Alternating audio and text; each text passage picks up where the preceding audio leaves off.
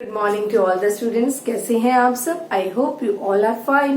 So students, as you know that in the last class we have discussed about the topic that is related to infectious and non-infectious diseases. So और हमने अपनी जो last class के अंदर discuss किया infectious and non-infectious diseases और कुछ infectious diseases के बारे में भी डिस्कस किया. तो आज का जो हमारा टॉपिक रहेगा, जो मैंने आपको नोट सेंड करे थे, उससे रिलेटेड हमारा टॉपिक रहेगा, that is means of spread of infectious disease. Means of spread of infectious disease. जो इन्फेक्टियस डिसीज होते हैं वो किस तरीके से स्प्रेड करते हैं.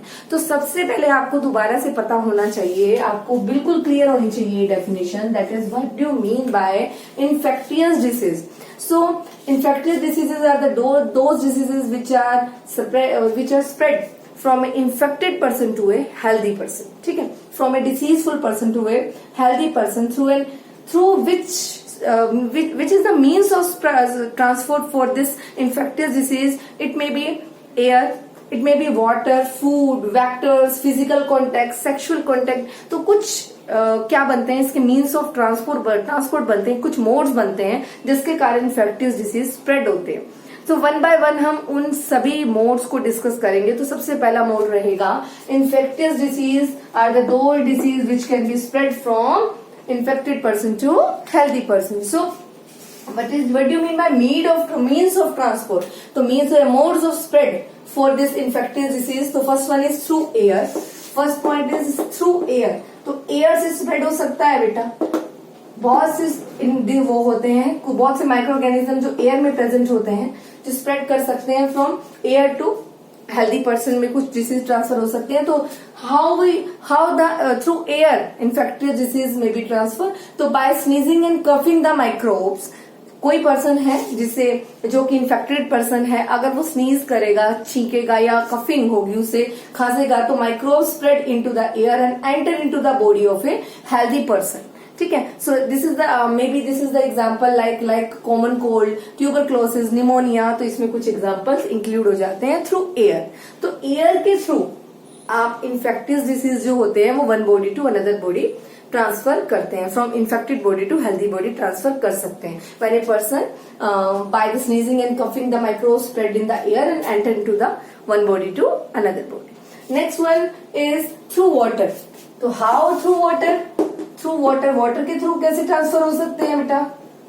Infectious disease, infected person to healthy person कैसे थ्रू वाटर ट्रांसफर होंगे?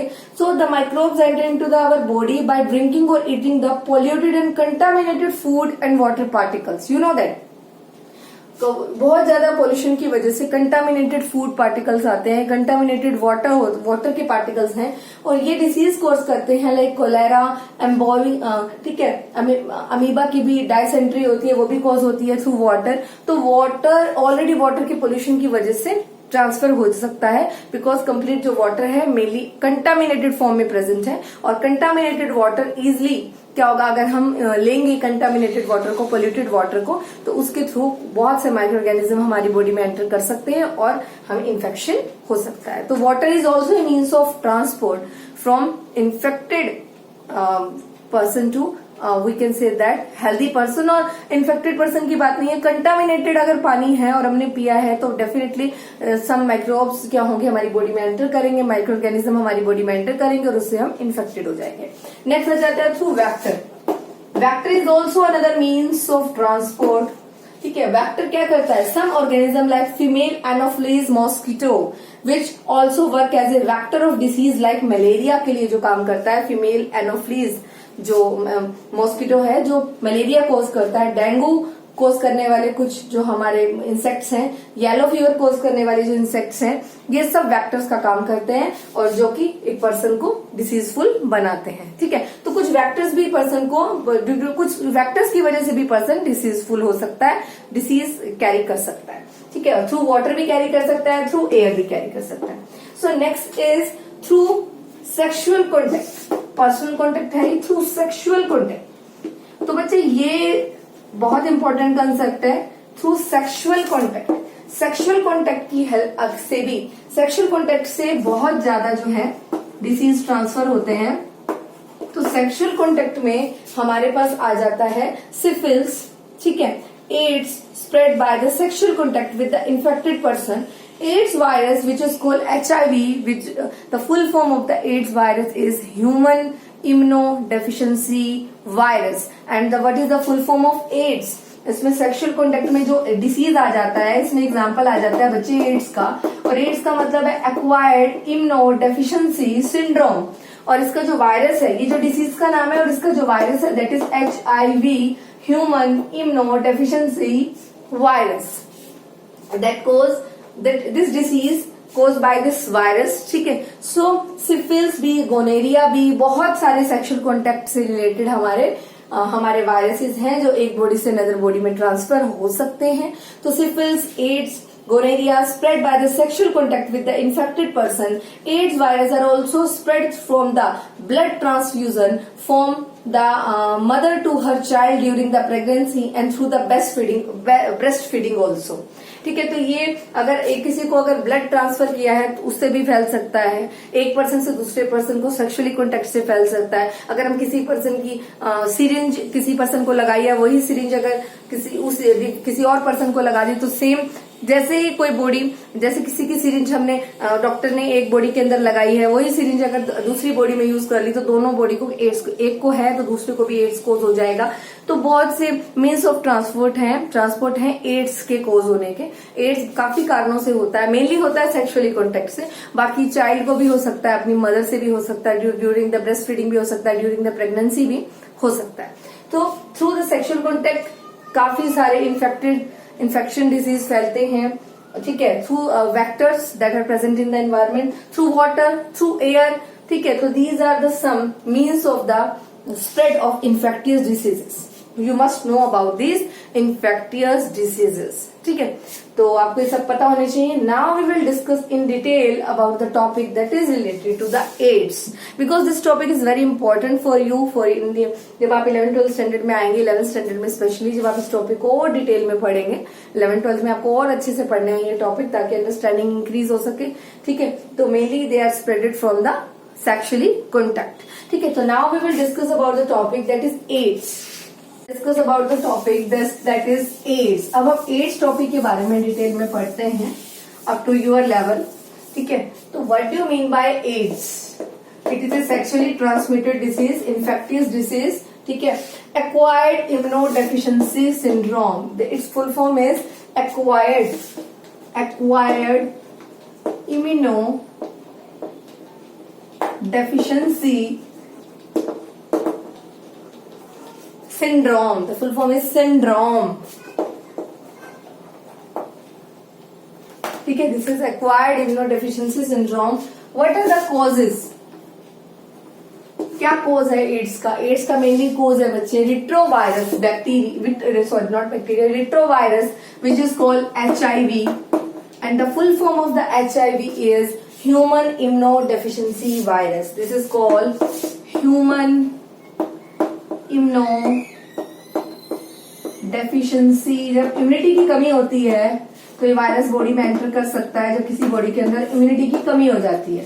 तो this is called human immunodeficiency virus. ठीक है, तो इसलिए हम शुरू से जब चैप्टर को रीड आउट किया था तो ये बात मैंने आपको बताया था, to make a healthy body, to make a fit body, we need a proper diet, we need a balance diet to maintain the body, to maintain the immunity of the human body. If immunity will decrease of the human body, the number of diseases that contact with us. ठीक है, बहुत से disease हमारे साथ contact कर लेंगे, धीरे धीरे करके बहुत से डिसीज हमें ग्रस्त कर लेंगे, जिससे हमें बहुत सी प्रॉब्लम्स क्रिएट हो सकती हैं। बेटर है from initial point, from A first day. ठीक है, जब से हमें अंडरस्टैंडिंग होती है, हमें पता लगता है कि हमें अपनी बॉडी का ध्यान कैसे रखना है, तो हमें एक प्रॉपर बैलेंस डाइट लेनी चाहिए। ठीक है, ताकि आप इस तरह के डिसीज से ग्रस्त ना हो पाए। ठीक है, तो next is method of transmission of ads.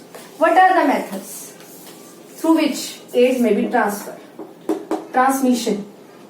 ये एड्स डिसीज कैसे एक दूसरे पर्सन को आपस में क्या कर सकता है?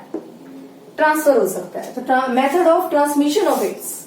ठीक है, ट्रांसमिशन ऑफ एड्स मैंने अभी बताया था आपको, मेनली सेक्सुअली कॉन्टेक्ट से फैलता है। और कैसे कैसे फैलता है? That transmission of AIDS through infected person to healthy person takes place through mainly by sexually contact. ठीक है, सेकेंड बाय ब्लड ट्रांसफ्यूजन, मैंने अभी आपको बताया। Third use of infected needle, needle अगर किसी की यूज करते हैं, इन्फेक्टेड नीडल यूज करने से, ब्लेड यूज करने से किसी का हमें हो सकता है। इसके अलावा this may also get transmitted from infected mother to her foetus, mother से अपनी फीटस को भी वो के अंदर ये डिसीज है कोज हो सकता है। ठीक है, नेक्स्ट आ जाता है how to prevent the AIDS. Proper इलाज इसका नहीं है, बट हाउ वी प्रिवेंट, सिर्फ हम इनसे प्रिवेंशन कैसे ले सकते हैं, prevention of AIDS, how we prevent the AIDS, AIDS को कैसे प्रिवेंट किया जा सकता है। तो avoid the transfusion of infected blood, infected कभी भी ब्लड चाहिए तो उसे सबसे पहले उसे पूरी की तरह उसका चेक करवाएं कि वो ब्लड सही है, उसमें कोई डिसीज तो नहीं है। अगर किसी को ब्लड की नीड पड़ती है तो avoid the transfusion of infected blood, infected blood नहीं लेना है हमें। This can be done by testing whether the, अगर आपको ब्लड की जरूरत है तो सबसे पहले आप टेस्टिंग कराइए उसकी। ठीक है, the blood is HIV negative, if the blood is HIV negative तब आप उससे ले सकते हैं। HIV पॉजिटिव ब्लड हमें नहीं लेना है अगर हमने आपको अपने आप को सेफ रखना है। उसके बाद always use disposal needle and syringe, always not use. ठीक है, आप कभी भी जो वो है कोई भी सिरिंज यूज कर रहे हैं या नीडल यूज कर रहे हैं, वो क्या होनी चाहिए, वो फ्रेश होनी चाहिए। ये नहीं है कि आपने एक पर्सन ने यूज किया आप उसी को दोबारा यूज कर ले, ऐसा नहीं होना चाहिए। Avoid sexually contact with unknown person, किसी भी अननोन पर्सन से जिसके बारे में हमें नहीं पता हो कि वो HIV पॉजिटिव है या HIV नेगेटिव है, सेक्सुअली कॉन्टेक्ट उससे नहीं बनाने चाहिए। तो avoid sexually contact with the unknown person. ठीक है, और avoid the transfusion of infected blood. Okay, तो आप किसी की भी इससे, और avoid the use of A used needle और यूज्ड सिरिंज को आप दोबारा से यूज नहीं करेंगे, ऑलरेडी जो यूज्ड होंगी उनको यूज नहीं करेंगे। तो ये जो एड्स का डिजीज है ये किस वायरस से होता है आपको पता चल गया, that is HIV human immunodeficiency virus से होता है। और नाम से क्लियर है, ह्यूमन इम्यूनोडेफिशिएंसी, डेफिशिएंसी मीन्स कमी। ठीक है, वायरस, और इसके ट्रांसमिशन है, काफी मोड है ट्रांसमिशन के, mainly by the sexually contact और through by the blood transfusion. तो हमें but some prevention that we will take, ठीक है, टू अवॉइड दिस डिसीज। ठीक है, that is called AIDS. The full form of the AIDS is acquired immunodeficiency virus. ठीक है, इतना आपको पता हो। सो बच्चों, इतना जानने के बाद in the next class we will discuss about the more symptoms and the prevention of the different type of diseases. ठीक है, सो हमें इतना पता होना चाहिए। सो आज के लिए इतना ही। In the next class we will discuss about the further more जितना भी चैप्टर आगे हमारा रिमेनिंग है, हम डे बाय डे उसे स्टडी करते चलेंगे। So do your work in a better way and read the NCERT book in line to line manner. ठीक है, अब पूरी लाइन टू लाइन बुक को रीड आउट कीजिए। ठीक है, और जो भी आपको प्रॉब्लम्स आती हैं तो उसे डाउट की फॉर्म में निकालिए बाहर, उसे सर्कल कीजिए या मार्क हाइलाइटर यूज कीजिए। आपको डाउट्स आपको पता होने चाहिए कि मेरे ये डाउट्स हैं इस चैप्टर के अंदर। सो do your work in A neat and clean way and regularly and with full dedication. Okay, so do your work. Okay.